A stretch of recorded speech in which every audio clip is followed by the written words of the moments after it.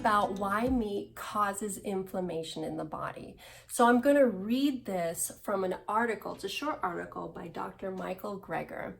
And I'm going to read from nutritionfacts.org. I have it set up right now. So I also have one of his books, the How Not to Die Cookbook. If you are one that's interested in starting here, I highly recommend it. Of course, there's tons of other health professionals out there too, but I highly recommend raw foods.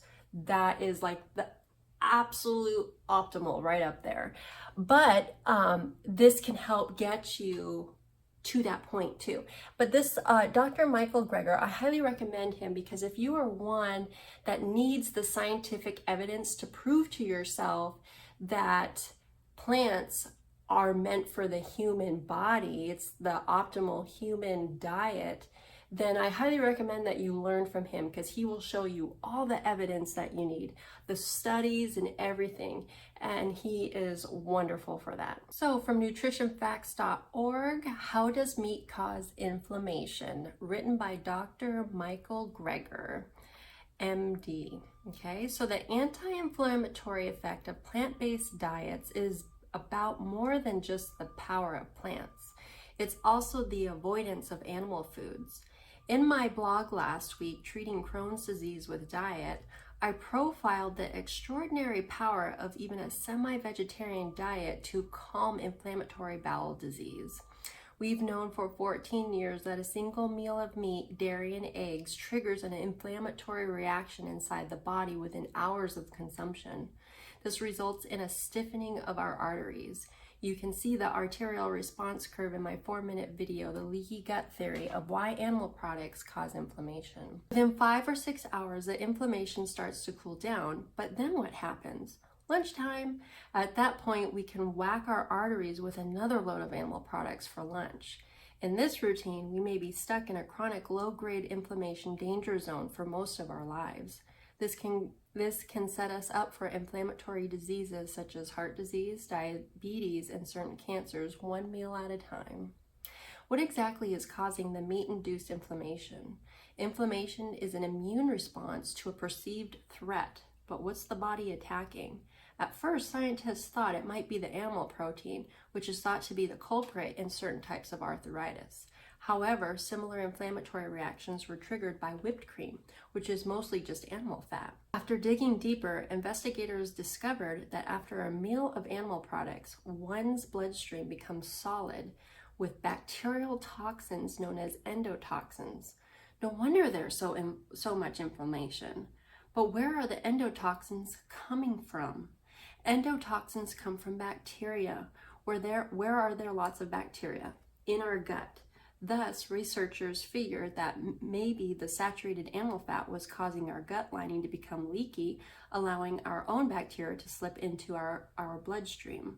Experiments on mice showed that indeed saturated fat made their guts leaky. So for years, this was the prevailing theory as to why animal products caused inflammation within hours of consumption. Only recently did researchers realize that this didn't make any sense. In my 2-minute video, The Exogenous Endotoxin Theory, I illustrate the critical flaw to the leaky gut theory, the time scale. The rise in inflammation after a meal of meat, dairy, and eggs starts within just an hour of ingestion, but our gut flora aren't in our small intestine, rather 20 feet farther down in our large intestine. It can take food hours to get down there. So what was going on? If the bacterial endotoxins were not coming from our gut, maybe they were coming from the food.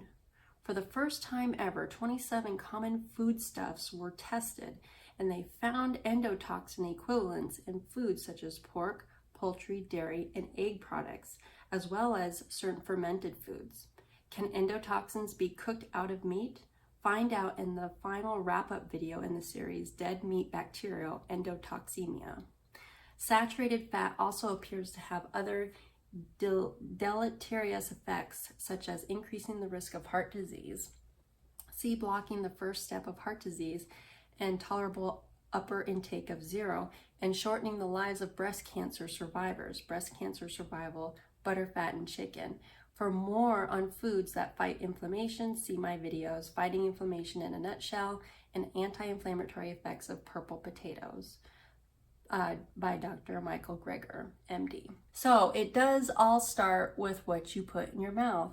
So I know in my videos on my socials, I've done this many years that I've been on social media in this health movement, that when I do my little talks and everything, I always say it all starts with what you put in your mouth, because it really does. That's where it starts. So what you choose to eat has a huge impact. This isn't just on your arteries. It's on your bones, it's on your organs, it's on everything that has to do with the body. And when you make those healthier choices, you put the body in a more peaceful state, like it's meant to be.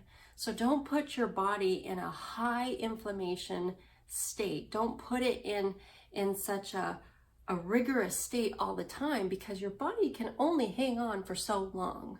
Okay, you can only hang on for so long. So that's I guess you could see why people age so much faster in today's day and age.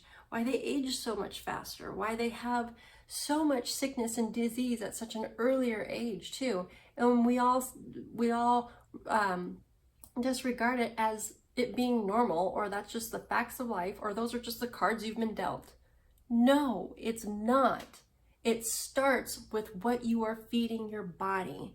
If you change that, you will notice a huge difference, a huge improvement. But you have to be willing. There's that saying, you can lead a horse to water, but you can't make it drink. So it's up to you to drink. It's up to you. You can be led to all this information, but it's up to you to make the change for yourself. You may not care at all. That's completely fine. It's totally up to you.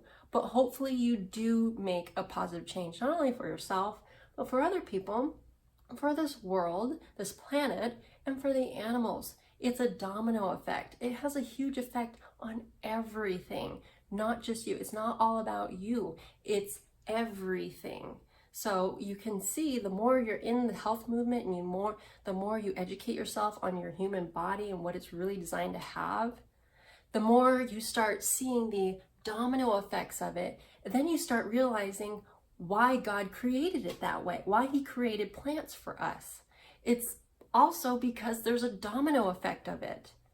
Look how you feel, just your overall vibe in life. It's very different than if you're eating animal products. It really is. It may sound cheesy to you, but once you've done it and been in it long enough, you know what I'm talking about. Alrighty, everybody, so remember to love being raw, vegan, plant-based, whole foods, whatever floats your little boats. Just remember to take care of yourself. Take care of yourself literally, okay? Put a big old smile on your face today. I hope I did that for you. Have a lovely day today, and I'll see you next video. Bye, guys.